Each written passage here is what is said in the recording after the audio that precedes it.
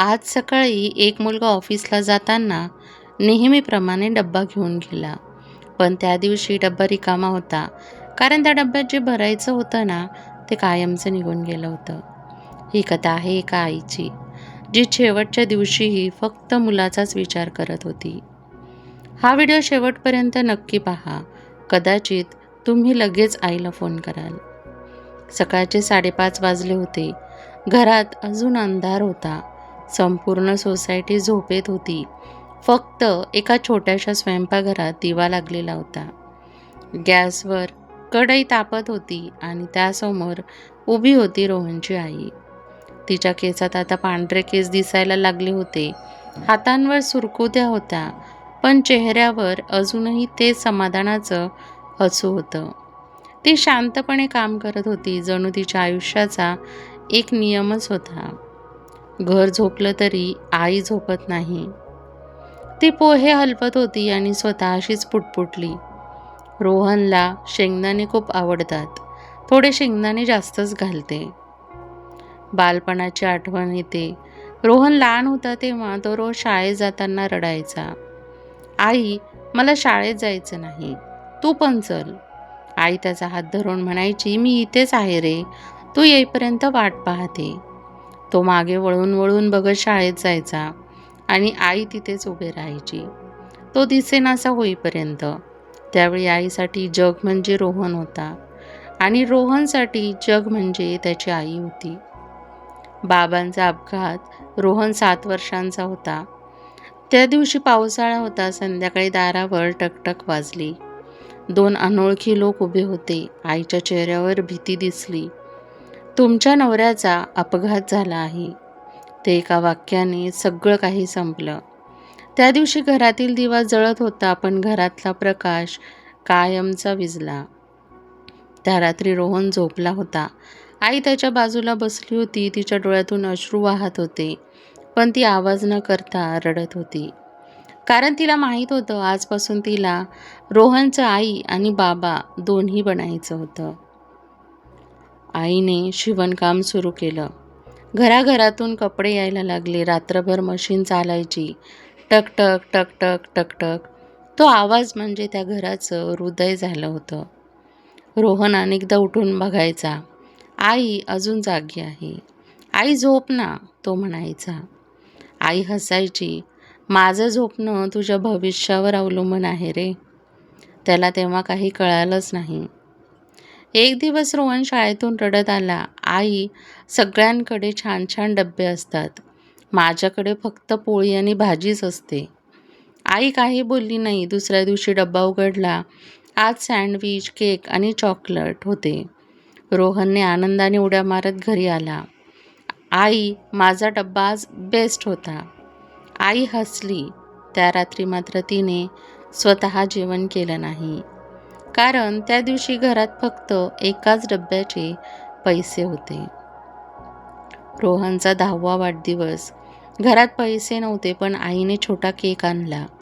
रोहन आनंदाने म्हणाला, आई तुला कसं कळालं मला हा केक हवा होता? आई हसली आणि म्हणाली, आईला सगळं कळत असतं. त्याला कधी कळालंच नाही. तो केक आणण्यासाठी आईने स्वतःची साडी विकली होती. एका रात्री आई छताकडे बघत होती. ती हळू आवाजात म्हणाली, देवा माझी स्वप्न नाही पूर्ण झाली तरी चालतील, पण माझ्या मुलांची स्वप्न पूर्ण कर. त्या दिवशी पहिल्यांदा तिने काहीतरी मागितलं होतं देवाकडे. रोहन मोठा होत होता. वर्ष गेली. रोहन कॉलेजला गेला. त्याचं जग बदललं. मित्र, मोबाईल, सोशल मीडिया, नवीन स्वप्न, नवीन लोक. आई अजूनही तिथेच होती. फरक एवढाच होता, पूर्वी रोहन आईभोवती फिरायचा, आता आई रोहन भोवती फिरत होती. एक दिवस आईने विचारलं, आज लवकर येशील का? तुझा आवडता पदार्थ करते. रोहन मोबाईलमध्ये बघत म्हणाला, आई मी लहान मुलगा नाही आता. आई शांत झाली. तो पहिला क्षण होता ज्या दिवशी आईला कळालं की आपला मुलगा आता मोठा झाला आहे. त्या रात्री ती खूप वेळ खिडकीत बसून राहिली. तिला आनंदही होता आणि कुठेतरी आत एक पोकळी होती, कारण प्रत्येक आईला माहीत असतं मुलं मोठी झाली की आई लहान होत जाते. रोहन आता कॉलेजच्या शेवटच्या वर्षात होता. घरात अजूनही सगळं तसंच होतं. तीच छोटीशी हॉल, तेच स्वयंपाकघर, तीच खिडकी. फक्त एक गोष्ट बदललेली होती. घरात बोलणं कमी झालं होतं.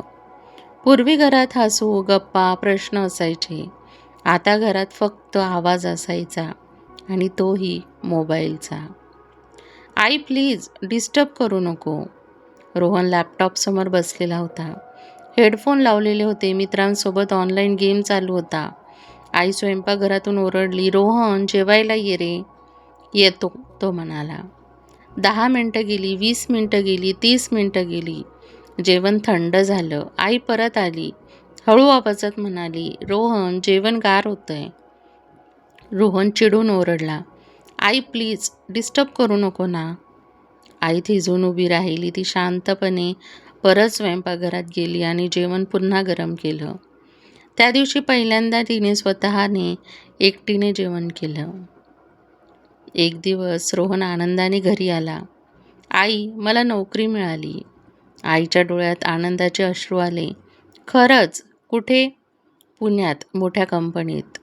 आई हसली, खूप हसली, कारण तिला खूप आनंद झाला होता. पण तिच्या डोळ्यात एक क्षण पाणी चमकलं.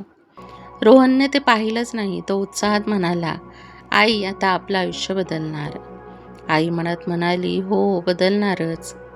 शहरातलं नवीन आयुष्य, नोकरी सुरू झाली. पहिला दिवस. आई सकाळी 4 वाजता उठली. तिने नवीन डब्बा घेतला, नवीन रुमाल ठेवला. डब्यात रोहनचे आवडते पदार्थ भरले. रोहन तयार झाला. आई म्हणाली, डब्बा घेऊन जा.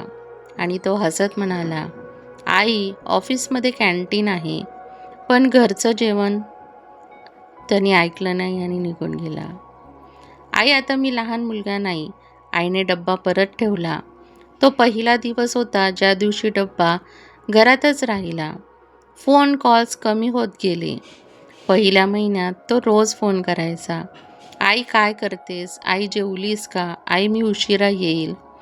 नंतर आठवड्यातून एकदा आणि नंतर महिन्यातून एकदा आणि मग फक्त व्हॉट्सअप. मी बिझी आहे, मीटिंगमध्ये आहे, नंतर कॉल करतो. आई त्या छोट्या टायपिंगच्या चिन्हाकडे सारखी बघत बसायची. रिकामं घर होतं. घर आता खूप शांत झालं होतं. पूर्वी सकाळी आई माझे मोजे कुठे आहेत? आई पाणी दे. आई भूक लागली. आता फक्त भिंती होत्या. घड्याळाचा टिकटिक आवाज खूप मोठा वाटायचा. आई कधी कधी 2 कप चहा बनवायची आणि मग स्वतःच हसायची. मीही ना. आईची तब्येत. एक दिवस शेजारीण म्हणाली, ताई तुमचा खोकला वाढलाय. आई हसली. साधा खोकला आहे. ती डॉक्टरकडे गेली नाही, कारण तिच्या मनात एकच विचार होता, रोहनला त्रास नको. दिवाळी आली. आईने घर सजवलं, रांगोळी काढली, लाडू बनवले. रोहनला फोन केला, तू घरी येशील ना घरी दिवाळीत? रोहन म्हणाला, आई ऑफिसमध्ये प्रोजेक्ट आहे, येऊ शकत नाही. आई म्हणाली, ठीक आहे रे, आणि फोन ठेवला. आणि दिवे लावताना तिचे हात थरथरले. त्या दिवशी पहिल्यांदा घरात दिवे होते, पण उजेड नव्हता. तो फोटो. आईने जुना अल्बम काढला. रोहनचा पहिला फोटो, पहिली शाळा, पहिला वाढदिवस. ती फोटोवर हात फिरवत म्हणाली, इतका मोठा कधी झाला रे तू? त्या रात्री आईला खूप खोकला आला. ती पाणी प्यायला उठली, पण डोकं गरगरलं. ती भिंतीला टेकून बसली. पहिल्यांदा तिच्या मनात विचार आला, जर मला काही झालं तर? तिने लगेच तो विचार दूर केला. माझ्या मुलाचं आयुष्य सुरू झालं आहे. आता माझं काही झालं तरी चालेल. घरात अजूनही तीच शांतता होती. आई खिडकीजवळ बसली होती. हातात चहा होता, पण चहा थंड झाला होता, कारण तिचं सगळं लक्ष बाहेर नव्हतं, विचारांमध्ये होतं. टेबलावर औषधांची छोटीशी पिशवी ठेवलेली होती.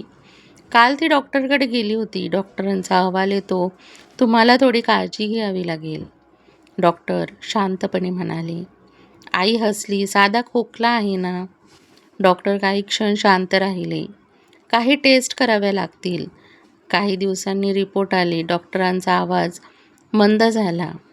ते म्हणाले, तुम्हाला फुफ्फुसांचा गंभीर आजार आहे. उपचार सुरू करावे लागतील. आई काही क्षण शांत बसली. तिच्या मनात पहिला विचार आला, रोहनला सांगितलं तर तो घाबरेल.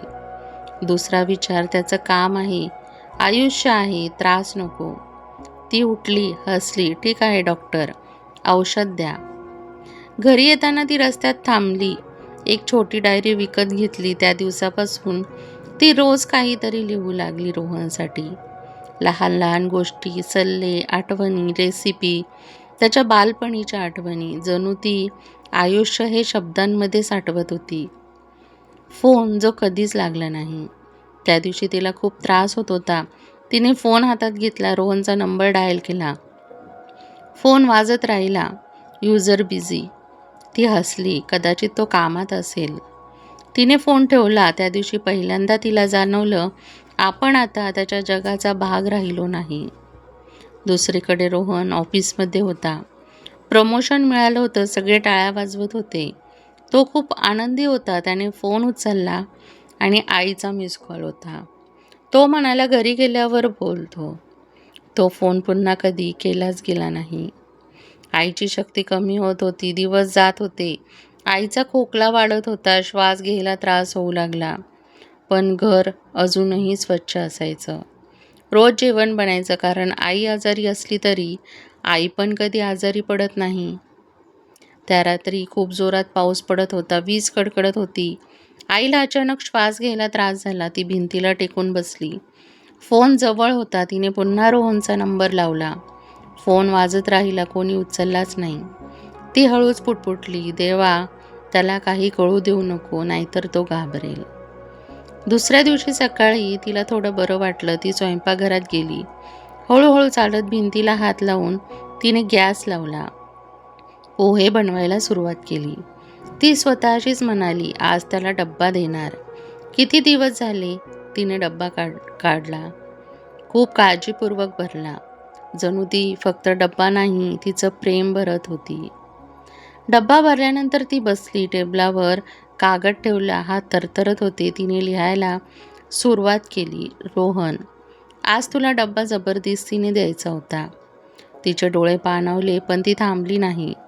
ती लिहित राहिली जोपर्यंत तिच्या आयुष्याचे शब्द संपले नाहीत. त्या दिवशी घर खूप शांत होतं.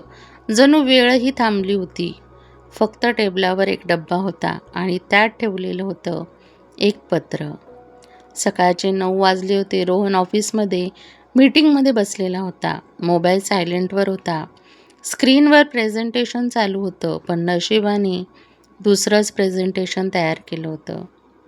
मीटिंग संपली. रोहनने मोबाईल हातात घेतला तर 5 मिस कॉल, तेही अनोळखी नंबरवरून.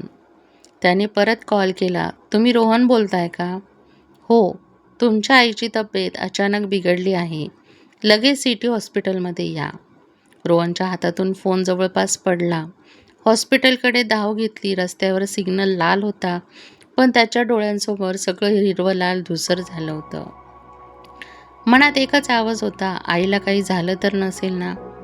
त्याला आठवलं शेवटचा फोन कधी केला होता. त्याला आठवत नव्हतं. हॉस्पिटलचा दरवाजा. तो धावत आत गेला. डॉक्टर बाहेर आले. त्याच्या चेहऱ्यावरती ओळखीची गंभीर शांतता होती. आम्ही प्रयत्न केला, पण जग थांबलं. आवाज थांबले, शब्द थांबले. फक्त एक शब्द कानात घुमत राहिला, पण. रोहन जमिनीवर बसला. पहिल्यांदा आयुष्यात तो पूर्णपणे एकटा पडला होता. घरी परतताना घराचा दरवाजा उघडला. घर तसंच होतं, पण घरात आई नव्हती. तो हळूच आत गेला. टेबलावर एक डब्बा ठेवलेला होता.